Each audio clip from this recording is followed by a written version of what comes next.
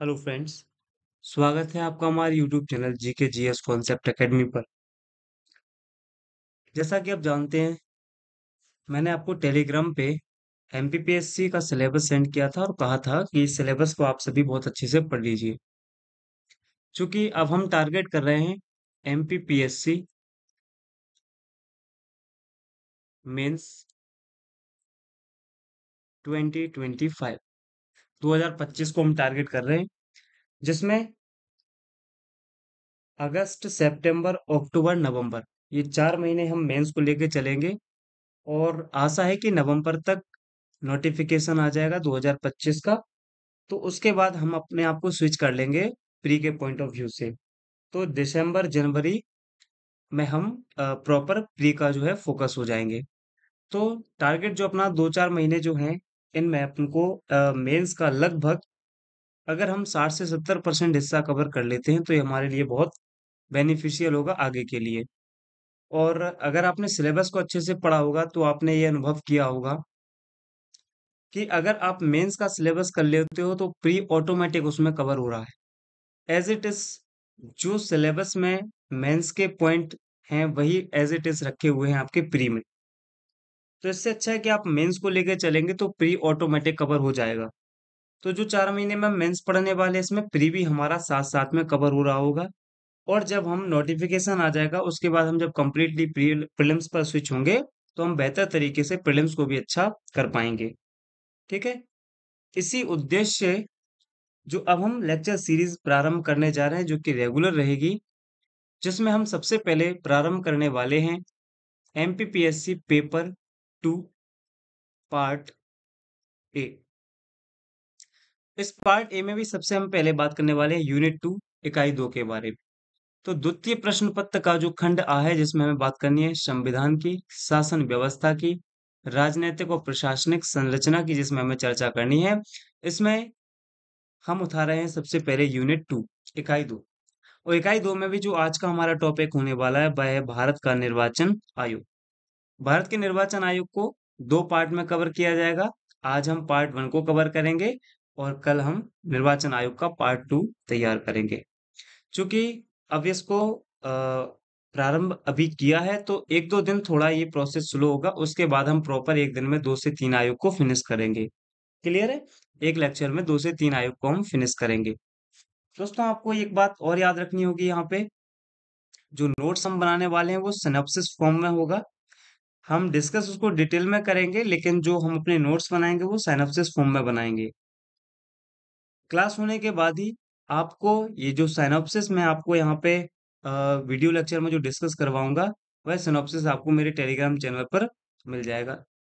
Telegram channel की link जो है वह डिस्क्रिप्शन बॉक्स में दी हुई है, तो वहां पर जाकर आप क्लिक करके हमारे टेलीग्राम चैनल को ज्वाइन कर सकते हो। कोशिश रहेगी दोस्तों कि मेंस के बहुत सारे टॉपिक यूट्यूब पर फ्री ऑफ कॉस्ट किए जाएं। जितना हो सकेगा प्रयास यही रहेगा कि सारे जो टॉपिक हैं, जो इम्पोर्टेंट हैं, उनको free of cost he YouTube पे कंडक्ट कराया जाए। लेकिन परिस्थितियां कुछ अलग बनती हैं, तो आप हमारे टेलीग्राम चैनल से जुड़े रहना।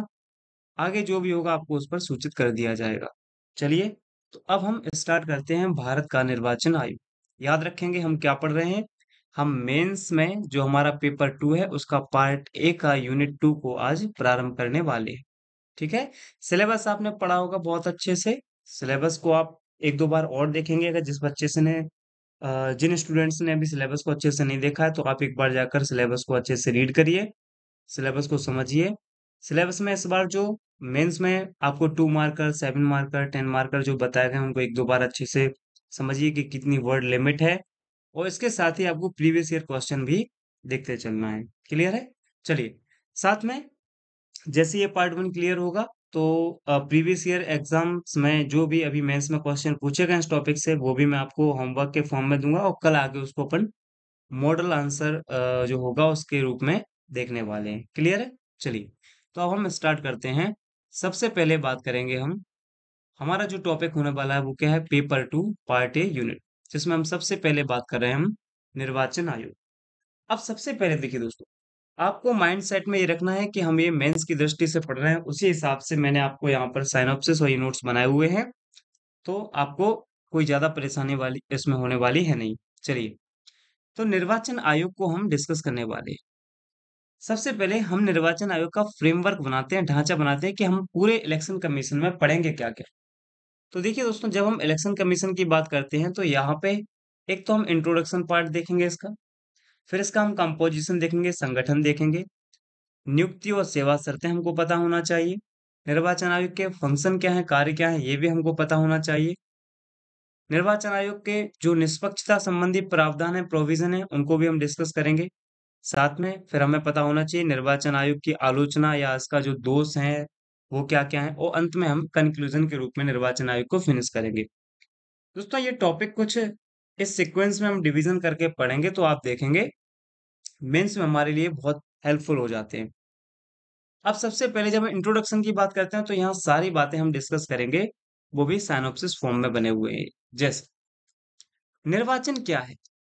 दोस्तों, निर्वाचन किसी भी लोकतांत्रिक देश का एक बुनियाद माना जाता है, बेसिक बेस माना जाता है। किसी भी ऐसे देश का जो लोकतंत्र को फॉलो करता है, उसके लिए निर्वाचन एक बुनियाद है, बुनियादी ढांचा है, बेसिक स्ट्रक्चर माना जाता है निर्वाचन। तो हमारा देश भी विश्व का सबसे बड़ा लोकतांत्रिक देश है, तो हमारे देश में भी निर्वाचन की जो है प्रावधान किए गए हैं। आप देखेंगे भारतीय संविधान का भाग 15, जहां पर आर्टिकल 324 से 329 को आप देखेंगे, तो वहां पर आपको जो संस्था मिलेगी वही संस्था है हमारा भारतीय निर्वाचन आयोग। तो भारतीय निर्वाचन आयोग का जो वर्णन किया गया है वो भाग 15 में अनुच्छेद 324 से 329 भारतीय संविधान में किया गया है। इंपॉर्टेंट पॉइंट यहाँ पर दोस्तों ये है कि जो हमारा निर्वाचन आयोग है इसका उद्देश्य क्या है। तो आप देखेंगे 324 से 329 में जो प्रोविजन किए गए हैं जिसके आधार पर भारतीय निर्वाचन आयोग को गठित किया गया, वह एक स्वतंत्र निष्पक्ष निर्वाचन आयोग है। यानी भारत में स्वतंत्र और निष्पक्ष निर्वाचन कराने के लिए हमारे भारतीय संविधान में एक निर्वाचन आयोग की व्यवस्था की गई है। इस निर्वाचन आयोग के जो नेचर है, जो प्रकृति, वो कैसा है? संविधान में इसका उल्लेख है तो ये संवैधानिक है, ये इंडिपेंडेंट है, स्वतंत्र है, स्वायत्त यानी ऑटोनोमस है, यह अर्ध न्यायिक है यानी क्वासी जुडिशियल जुडिशरी इसको बोलते हैं अपन, मतलब अर्ध न्यायिक है, स्थायी है और बहुसदस्यीय है। बहुसदस्यीय मतलब किसी भी आयोग में जब एक या एक से अधिक जब मेंबर होते हैं तो उनको हम बोलते हैं बहुसदस्य। तो हमारा इलेक्शन कमीशन भी बहुसदस्यीय है। कैसे होगा आगे डिस्कस करेंगे। बात है 1990 1919 की। 1919 में दोस्तों जब भारत शासन अधिनियम आता है 1919 का, इसमें पहली बार सीमित रूप से प्रत्यक्ष निर्वाचन की बात की गई थी। पहली बार लिमिटेड रूप में, लिमिटेड फॉर्म में डायरेक्ट इलेक्शन की बात की गई थी भारतीय संविधान जो भारत शासन अधिनियम 1919 है इसके माध्यम से। क्लियर है? इसके पश्चात 25 जनवरी 1950 यानी 26 जनवरी 1950 संविधान लागू होने से ठीक एक दिन पहले भारतीय निर्वाचन आयोग की स्थापना हो। और दोस्तों, इसका जो हेडक्वार्टर है वो कहाँ पर है? निर्वाचन सदन अशोक रोड, नई दिल्ली में इसका जो हेडक्वार्टर स्थापित है। क्लियर है? आगे हम डिस्कस करेंगे। तो दोस्तों, इसका काम क्या है? ये चुनाव करवाता है। किसके चुनाव करवाता है? तो ये राष्ट्रपति, उपराष्ट्रपति, लोकसभा, राज्यसभा और राज्यों की विधानसभाओं के जो निर्वाचन है वो इलेक्शन कमीशन के द्वारा ही कंडक्ट किए जाते हैं, संचालित किए जाते हैं। अगर हम इसकी सेवा शर्तों की बात करते हैं, इलेक्शन कमीशन की जो हमारी सेवा शर्तें हैं, तो आप देखेंगे सुप्रीम कोर्ट के न्यायाधीश के समान होती हैं इनकी सेवा शर्तें। और इनके जो वेतन भत्ते होते हैं वो संचित निधि पर, कंसोलिडेटेड फंड पर भारित होते हैं। भारत की जो संचित निधि है उस पर ये भारित होते हैं। दोस्तों, अगर हम इसके टेन्योर की बात करते हैं, निर्वाचन आयोग के सदस्यों के कार्यकाल की बात करते हैं, तो ये 6 वर्ष या 65 वर्ष की आयु, इनमें से जो भी पहले पूरा हो जाएगा ये अपने पद से त्यागपत्र दे देती है। इसके अलावा ये किसी भी समय राष्ट्रपति को त्यागपत्र दे सकते हैं। साथ में सुप्रीम कोर्ट के न्यायाधीशों को हटाने की रीति से ही इनको हटाया जाता। तो कार्यकाल में हमने तीनों चीजें देखी कि कार्यकाल कितने वर्ष का है, साथ में किसी भी समय राष्ट्रपति को ये त्याग पत्र दे सकते हैं। इसके अलावा सुप्रीम कोर्ट के न्यायाधीश को हटाने की जैसी रीति होती है उसी रीति से इलेक्शन कमीशन के जो इलेक्शन कमिश्नर होते हैं उनको भी हटाया जाता है। क्लियर होगी ये बात सारी। कुछ फैक्ट हैं जो प्रीलिम्स के पॉइंट ऑफ व्यू से इंपॉर्टेंट है। जैसे कि फर्स्ट चीफ इलेक्शन कमिश्नर या सीईसी का मतलब क्या होगा? चीफ इलेक्शन कमिश्नर यानी मुख्य निर्वाचन आयुक्त। तो पहले भारत के पहले मुख्य निर्वाचन आयुक्त माने जाते हैं सुकुमार सेन। जबकि पहली महिला इलेक्शन कमिश्नर कौन रही हैं? मुख्य निर्वाचन आयुक्त कौन रही हैं? VS रमा देवी। ये दोनों फैक्ट आपके प्रीलिम्स के पॉइंट ऑफ व्यू से इंपॉर्टेंट हो जाते हैं। ठीक है। अब बात करते हैं हम स्ट्रक्चर की, संरचना की, कि जो हमारा इलेक्शन कमीशन है उसका स्ट्रक्चर कैसा है। स्ट्रक्चर को समझने के लिए आपको सबसे पहले देखना पड़ेगा दोस्तों, 1950 से 15 अक्टूबर 1989 तक इलेक्शन कमीशन ने वन मेंबर बॉडी की तरह काम किया, एक सदस्य संस्था के रूप में कार्य किया। बट 16 अक्टूबर 1989 को इसको बहुसदस्यीय बनाया गया और 1990 तक यह 3 सदस्यीय संस्था के रूप में कार्य किया। तत्पश्चात 1990 से 1993 के बीच में इसको अगेन फिर से वन मेंबर बॉडी बना दिया गया था, पुनः एक सदस्य बना दिया गया था। और आफ्टर 1993 1993 से लेके वर्तमान तक इसको अगेन 3 सदस्य बना दिया गया है, जिनकी नियुक्ति करते कौन है दोस्तों? जिनकी नियुक्ति करते हैं हमारे भारत के प्रेसिडेंट ऑफ इंडिया, राष्ट्रपति। राष्ट्रपति के द्वारा इन 3 सदस्यों की नियुक्ति की जाती है। और इन 3 सदस्यों का जो कंपोजिशन है वो क्या क्या है तो देखेंगे। इनमें एक होते हैं चीफ इलेक्शन कमिश्नर यानी मुख्य निर्वाचन आयुक्त। अब शॉर्ट नोट्स सिनॉप्सिस का मतलब ही क्या होता है दोस्तों? वाक्य ना लिखकर जहां हम एक वाक्य ना लिखकर वर्ड लिखते हैं और वर्ड ना लिखकर उसका एक लेटर लिखते हैं, अक्षर लिखते हैं। ये आपको ध्यान देना पड़ेगा। और ये आप धीरे धीरे प्रैक्टिस करेंगे, बार बार पढ़ेंगे तो ऑटोमेटिक आप ये सारी चीजें समझ जाएंगे। तो फर्स्ट चीफ इलेक्शन यानी इसमें एक मुख्य निर्वाचन आयुक्त होता है तथा 2 अदर यानी अन्य निर्वाचन आयुक्त होते हैं, अदर इलेक्शन कमिश्नर होते हैं। तो इस प्रकार से 3 मेंबर बॉडी है। आई होप यहाँ तक की सारी बातें क्लियर होंगी। और यही हो गया इंट्रोडक्शन और कंपोजिशन वाला पार्ट हमारा। ठीक है दोस्तों, चलिए आगे बढ़ते हैं। दोस्तों, खास बात यह है कि इलेक्शन कमीशन के जो सदस्य हैं उनकी कहीं भी योग्यता का वर्णन नहीं है संविधान में। इन पॉइंट्स को हम कहाँ यूज करेंगे, धीरे धीरे आप सीखेंगे और हम आपको समझाएंगे। अब बात करते हैं इलेक्शन कमीशन के संवैधानिक प्रावधानों के, कॉन्स्टिट्यूशनल जो प्रोविजन है उनको हम एक बार डिस्कस कर लेते हैं। जैसा कि मैंने आपको स्टार्टिंग में ही बताया कि जो इलेक्शन कमीशन है इसका जो चर्चा किया गया वो भारतीय संविधान के भाग 15 में 324 से 329 में किया गया है। ये मैं आपको बता चुका हूँ। तो अब हम उन्हीं सारे आर्टिकल को डिस्कस करने वाले हैं और ये मैंने बड़े ही संक्षेप में, कोई भी फैक्ट ना छूटे, कोई भी पॉइंट ना छूटे, एक ही जगह कंबाइंड करके लिखें। तो सबसे पहले देखिए, बात करते हैं आर्टिकल 324 की 324 की। ईसी का मतलब है यहाँ पर इलेक्शन कमीशन या निर्वाचन आयोग। दोस्तों, 324 में बात किया गया है निर्वाचन आयोग की संरचना के बारे में, उसकी स्थापना के बारे में, उसके हटाने की जो प्रोसेस है उसके बारे में। क्लियर है? तो 324 क्या बताता है? 324 बताता है जो निर्वाचन आयोग है उसकी संरचना क्या है, उसकी स्थापना कब हुई थी और हटाने की प्रोसेस क्या-क्या है। अब 324 को अगेन फर्दर कई सब पार्ट्स में डिवाइड किया गया है।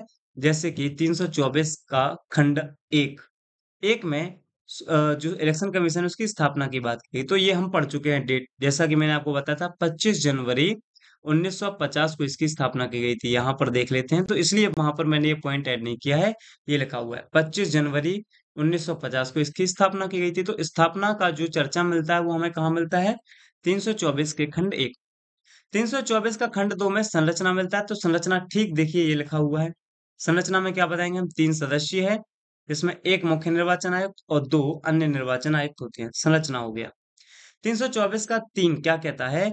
जो आयोग है, जो इलेक्शन कमीशन है, निर्वाचन आयोग है, इसका अध्यक्ष होगा मुख्य निर्वाचन आयुक्त, चीफ इलेक्शन कमिश्नर। सीईसी का मतलब क्या होगा? Chief election commissioner.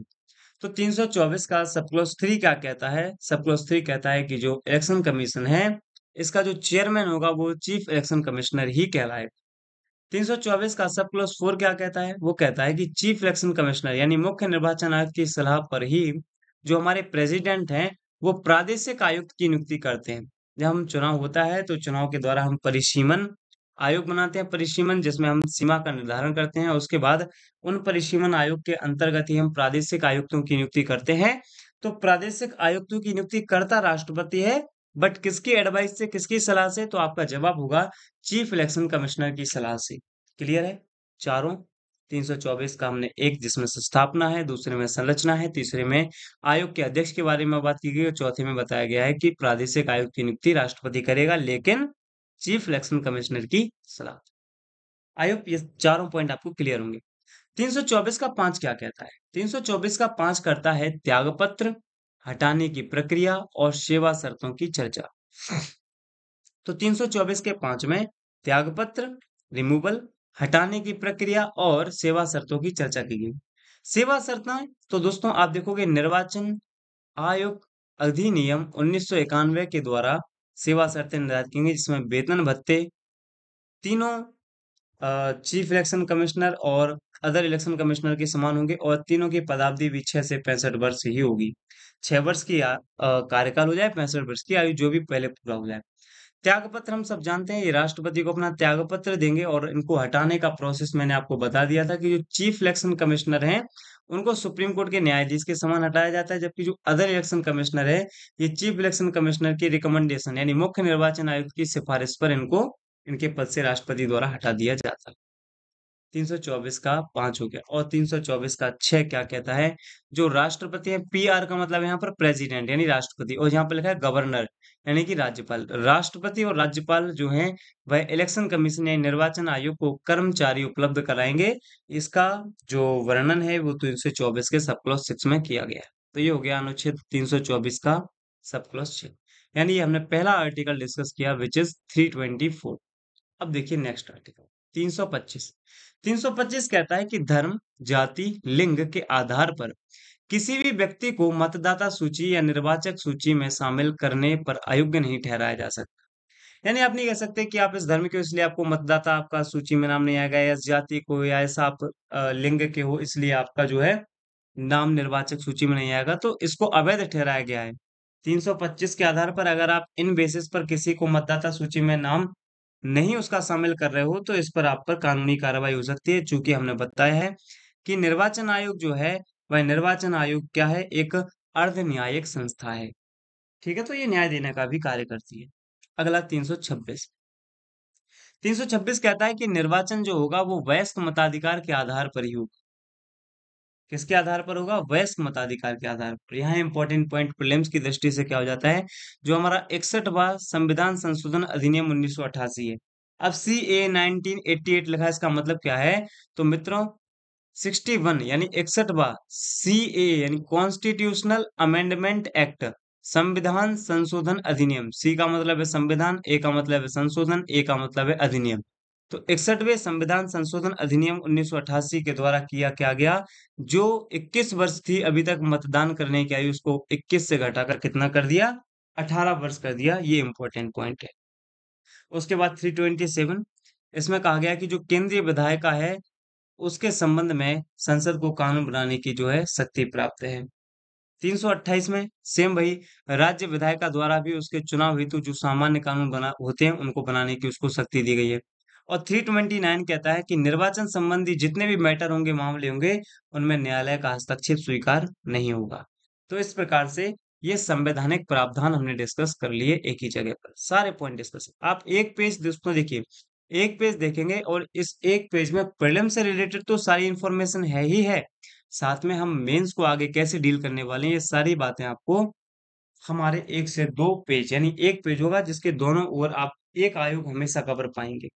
तो मान लीजिए 10 आयोग है, कोशिश रहेगी आगे जो छोटे-छोटे आयोग हैं तो एक पेज में कम से कम 2 आयोग आ जाएँ।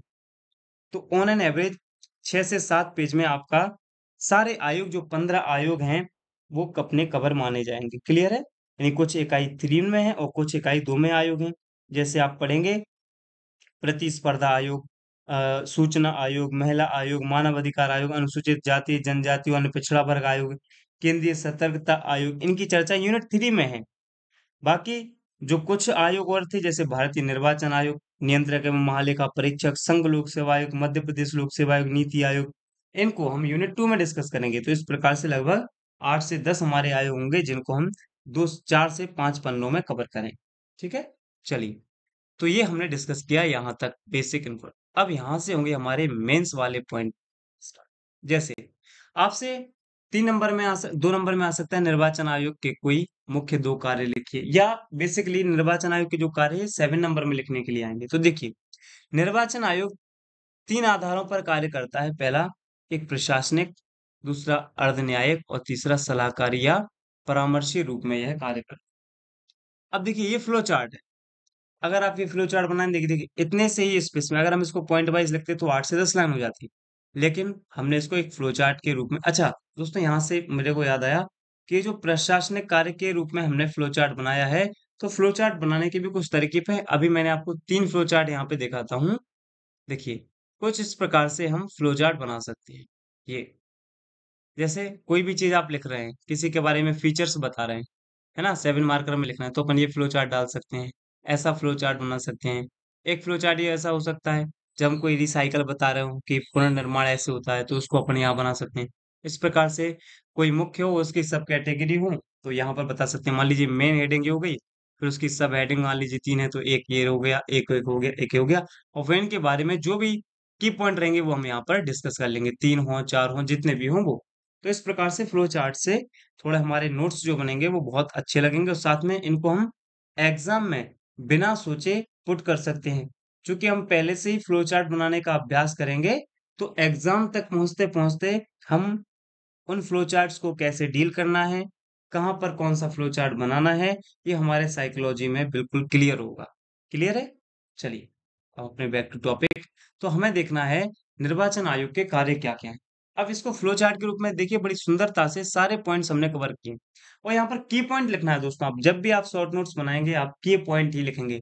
और ये की पॉइंट आपको एक बुक की 2 से 3 बार, एक टॉपिक को जब 2 से 3 बार आप पढ़ लेंगे, तब जाके आपको उसके सिनॉप्सिस बनाने हैं।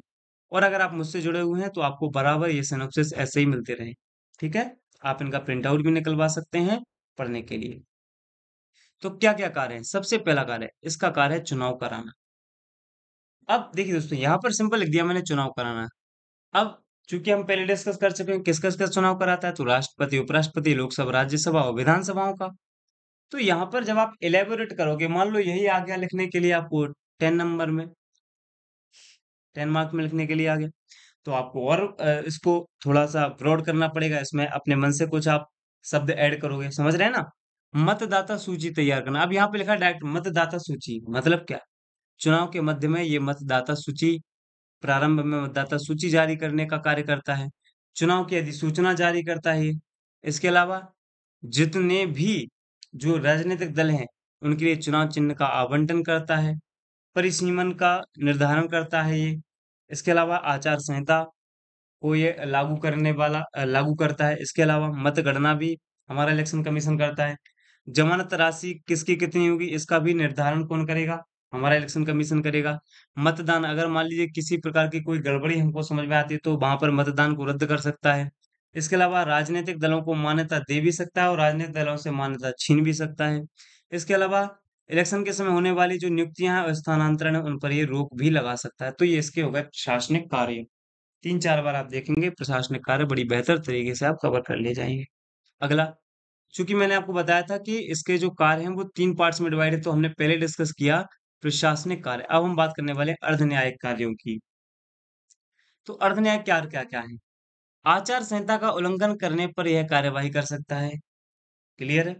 इसके अलावा निर्धारित मानदंड अगर कोई सदस्य पूरा नहीं कर पाता है, तो उस दल की मान्यता रद्द कर सकता है। ये भी इसकी अर्ध न्यायिक प्रोसेस है। इसके अलावा जो भी प्रशासनिक अधिकारी हैं, अगर वो किसी प्रकार की गड़बड़ी करते हैं या निर्वाचन आयोग द्वारा दिए गए निर्णयों को अच्छी तरह से लागू नहीं कर पाते हैं, तो उन पर भी कार्यवाही करते हैं। इसके अलावा किसी भी सदस्य की योग्यता और उसकी योग्यता की जांच भी हमारा इलेक्शन कमीशन ही करता है कि यह सांसद या विधायक बनने के योग्य है या नहीं है, इलेक्शन लड़ने के योग्य है या नहीं। तो ये दूसरा हमने देखा अर्ध न्यायिक कार्य। और लास्ट बचा है सलाहकारी परामर्शी कार्य। वो बहुत सिंपल है। 2 ही कार्य हैं जो आपको माइंड में आपको याद रखने हैं, व्हिच इज़ 103 एंड 192।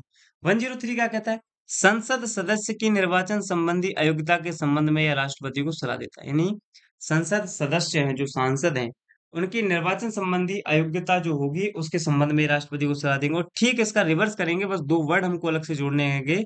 एक तो अनुच्छेद 192, दूसरा यहाँ पर लिखा था संसद सदस्य, यहाँ पर लिखा है राज्य विधानमंडल के जो सदस्य हैं, उनकी निर्वाचन संबंधी अयोग्यता के संबंध में, अब यहाँ पे लिखा था राष्ट्रपति को सलाह देना, यहाँ पर हम क्या कहेंगे, राज्यपाल को सलाह देना। ये इलेक्शन कमीशन के कुछ परामर्शी कार्य हैं, सलाहकारी कार्य। ठीक है। और अब आज के लिए आपकी लास्ट हेडिंग होने वाली है, निर्वाचन आयोग या चीफ इलेक्शन कमिश्नर की निष्पक्षता और उसकी स्वतंत्रता संबंधी उपबंध हमारे भारतीय संविधान में क्या क्या किए गए। देखिए यहाँ पे पहला, सीईसी यानी चीफ इलेक्शन कमिश्नर यानी मुख्य निर्वाचन आयुक्त और अन्य निर्वाचन आयुक्त अदर इलेक्शन कमिश्नर की जो नियुक्ति है वो कौन करता है, संविधान द्वारा निर्धारित है। इनकी नियुक्ति किसके द्वारा निर्धारित है, संविधान।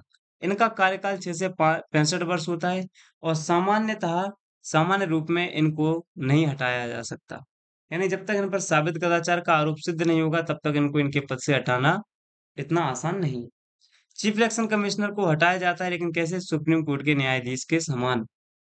इनकी सेवा शर्तों में किसी भी प्रकार का कोई अलाभकारी परिवर्तन नहीं हुआ नियुक्ति के पश्चात। ये अपने स्टाफ की नियुक्ति स्वयं कर सकते हैं। ये इनकी क्या हो गए, निष्पक्षता संबंधी उपबंध हो गए। इसके बावजूद भी आप सब जानते हैं, लास्ट में जब हम इसका टिकला हो तो हम क्या कहेंगे, इसके बावजूद भी इलेक्शन कमिश्नर भारत के निर्वाचन आयोग पर पक्षपात के आरोप लगते रहे। लेकिन इन सब के बावजूद भी विश्व का सबसे विशाल लोकतंत्र में सफलतापूर्वक चुनाव कराना, ये हमारे इलेक्शन कमीशन निर्वाचन आयोग की खूबी है, सफलता है, सुनिश्चितता है। इस प्रकार से हम कंक्लूजन में ये अपने पॉइंट आ सकते हैं। तो देखिए दोस्तों, आप हमारे टेलीग्राम चैनल से जुड़ने के लिए जीके जीएस कॉन्सेप्ट एकेडमी, जिसकी लिंक जो है वह डिस्क्रिप्शन बॉक्स में दी हुई, वहां पर जाकर आप कवर कर सकते हैं। ये मेरा नंबर है, आपको किसी भी प्रकार का कोई डाउट है ये टेलीग्राम पर, ये व्हाट्सएप नंबर नहीं मिलेगा।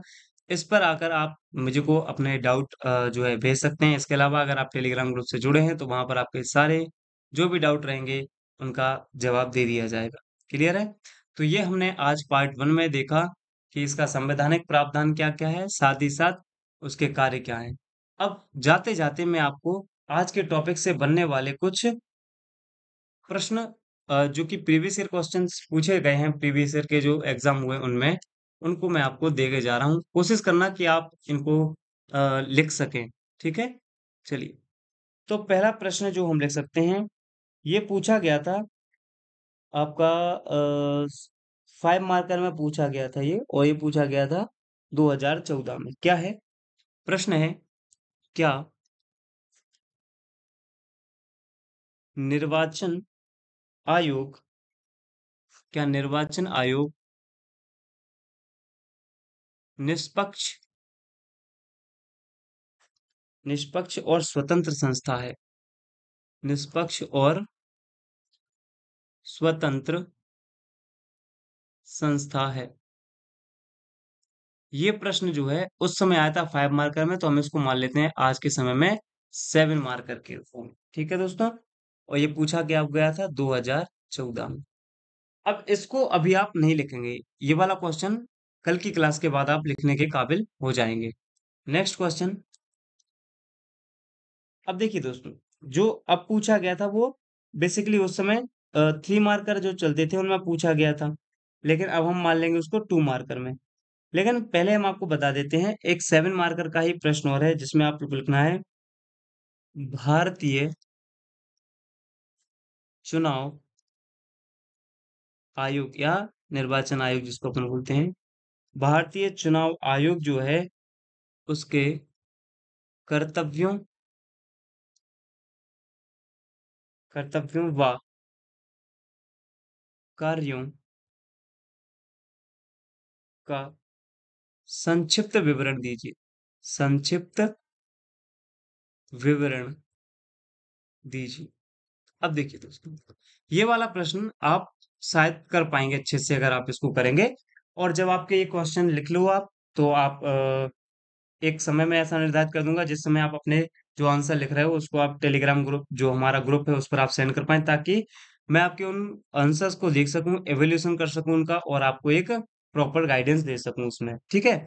तो इसको जो पूछा गया था ये आपको लिखना है 7 मार्कर में। कितने में लिखना है, 7 मार्कर।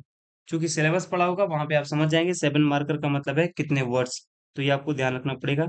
7 मार्कर में ये प्रश्न जो है पूछा गया था, और ये पूछा गया था कब, 2020 में पूछा गया था ये प्रश्न, भारतीय चुनाव आयोग के बारे में। क्लियर है। इसके अलावा कुछ टॉपिक जब हम पढ़ेंगे तभी हम उनको कर पाएंगे, जैसे 1996 के बाद चुनावी सुधारों पर प्रकाश डालिए। ये पूछा गया था 11 मार्कर में, आज के समय में हम कहेंगे उसको 10 मार्कर में 2020 में। इसी प्रकार से 2019 में पूछा गया था एक प्रश्न कि भारत में चुनाव सुधारों हेतु गठित किन्हीं दो समितियों के नाम बताना है। तो ये जो है कल की क्लास और हो जाएगी, उसमें आप उसके बाद इनको आप करने के लिए प्रॉपर हूँ। अब मैं कुछ आपको दे रहा हूँ अपनी तरफ से क्वेश्चन, ठीक है? जैसे आप पहला प्रश्न बताएंगे इसमें, अनुच्छेद 326 का संबंध किससे है? 326 का संबंध किससे है? ये कितने मार्कर में लिखना है आपको? 2 मार्कर में लिखना है, ठीक है? एक प्रश्न और। इसको अगर आप 2 मार्कर में लिखना चाहें तो 2 मार्कर में लिख सकते हैं, और अगर 7 मार्कर में आप इसको लिखना चाहें 7 मार्कर में, लेकिन ठीक है, अभी इस प्रश्न को थोड़ा छोड़ते हैं। हाँ, एक प्रश्न और बना सकते हैं आप 2 मार्कर में ही, क्या कि जो भारत के मुख्य निर्वाचन आयुक्त, भारत के मुख्य निर्वाचन आयुक्त को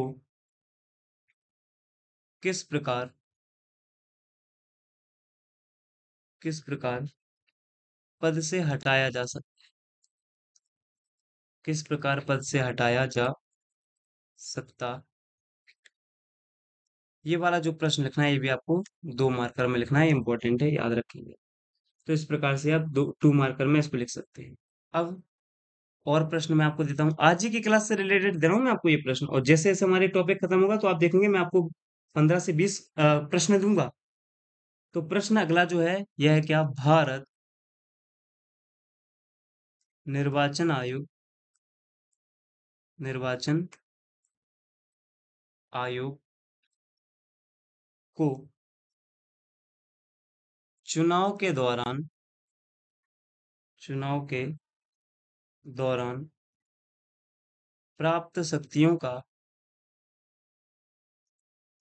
प्राप्त शक्तियों का उल्लेख कीजिए उल्लेख कीजिए। ये आपको लिखना है 7 मार्कर में। दोस्तों, प्रयास करना लिखने का, आपको समझ में आएगा। जब आप लिखने का प्रयास करते हो तो आपको गलतियां समझ में आएंगी कि अभी तो मैं इंट्रोडक्शन ही नहीं समझ पा रहा हूँ कि लिखना कैसे है, कैसे स्टार्टिंग, लेकिन आप फ्रेमिंग करना। कल की क्लास में हम पहले इन प्रश्नों को डिस्कस करेंगे। क्लियर है? तो एक तो आपको ये बताना है। इस प्रकार से और भी प्रश्न है, जैसे एक आपको हो सकता है, मैं कोशिश कर रहा हूँ कि 11 मार्कर का प्रश्न आपको और दे दूं। 11 मार्कर, एक मिनट में सिलेबस में पहले ये बता दूं आपको, 11 मार्कर में जो है आपको वर्ड्स कितने लिखने हैं। तो अगर आपने सिलेबस अच्छे से देखा होगा तो वहां पे 11 मार्कर, जो सॉरी 10 मार्कर, बार बार मैं 11 मार्कर कह रहा हूँ, 10 मार्कर में जो है आपको 200 वर्ड्स तक की जो अधिकतम सीमा जो है दी गई है। ठीक है, चलिए, तो इसी को देखते हुए एक प्रश्न मैं आपको देता हूं जो आपको लिखना है 10 मार्कर के लिए। प्रश्न है, निष्पक्ष निर्वाचन के माध्यम से निष्पक्ष निर्वाचन के माध्यम से लोकतंत्र की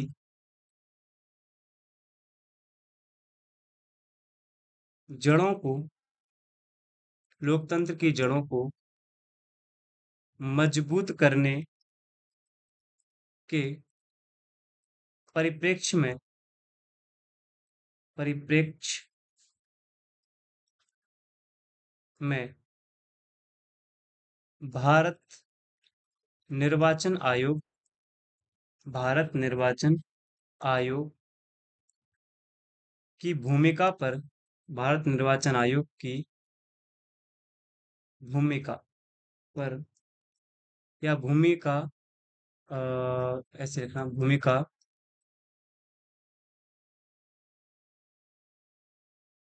आलोचनात्मक मूल्यांकन कीजिए आलोचनात्मक मूल्यांकन कीजिए। ठीक है, ये जो प्रश्न है दोस्तों, ये लिखना है आपको 10 मार्कर। ठीक है, 10 मार्कर का मतलब है 200 वर्ड्स। ये क्वेश्चन मैंने आपको कल के लिए दे दिए हैं। आज ही के टॉपिक से रिलेटेड हैं, कोशिश करना कि आप इनको लिख। क्लियर है? चलिए दोस्तों, तो ये पार्ट 1 में आज हमने डिस्कस किया, पार्ट 2 में कल हम इलेक्शन कमीशन को पूरी तरह से कंप्लीट करेंगे। आपको जो भी डाउट हो, आप हमारे टेलीग्राम चैनल पर अपने डाउट को मैसेज के फॉर्म में पूछ सकते हैं, या कमेंट में आप बिल्कुल कमेंट में आप ये जो भी आपके डाउट रहेंगे पूछ सकते हैं। साथ में दोस्तों, अगर आपको ये वीडियो लेक्चर पसंद आया हो तो हमारी वीडियो को लाइक करिए, कमेंट करिए, हमारे चैनल को ज़्यादा से ज़्यादा अपने दोस्तों के साथ शेयर करिए। साथ में हमारे टेलीग्राम चैनल से जुड़ने के लिए डिस्क्रिप्शन बॉक्स में 2 लिंक के माध्यम से आप हमारे टेलीग्राम चैनल को ज्वाइन कर सकते हैं, जहाँ पर आपको ये साइनॉप्सिस जो नोट्स हैं वो हमारे समय-समय पर मिलते रहेंगे। चलिए तो मिलते हैं नेक्स्ट वीडियो में, जहाँ पर हम इलेक्शन कमीशन को फिनिश करेंगे। तब तक अपना बहुत-बहुत ध्यान रखिए। धन्यवाद।